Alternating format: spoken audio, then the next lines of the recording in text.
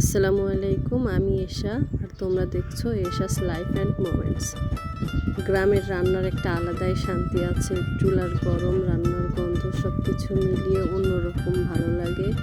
এখানে এই যে আম রেডি করে রাখছি, এগুলা শুকানো হবে রোদে। এইদিকে আমার হাজব্যান্ড আর শাশুড়ি ধান সিদ্ধ করছে। গ্রামের কাজগুলো অনেক কষ্টের হলেও একসাথে করলে অনেক স্মৃতি হয়ে থাকে। অনেক রোদ ছিল ওই দিন, বেশ কষ্ট হয়ে গেছে।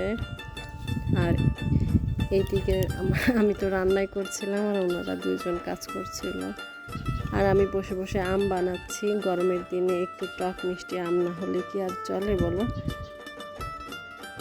এই আমটা কিন্তু অনেক টক। ধান সিদ্ধের গরমে সবাই একদম ঘেমে গেছে। আজকের রান্নাটা খুব সিম্পল কিন্তু অনেক মজার ছিল। ফাঁকে ফাঁকে আমি এই যে আম বানাচ্ছিলাম। আমার হাজব্যান্ড বলছিল তুমি একটা আম বানিয়ে দাও, ভাল লাগবে খেতে। তো এই যে আম বানানো হয়ে গেছে। আমি সব দিচ্ছিলাম, মরিচের গুঁড়া, লবণ আর একটু চিনি খায় আমার হাজব্যান্ড টক টক কিছুর সাথে, তাই চিনিও দিয়ে এই যে রেডি করে ফেলছি।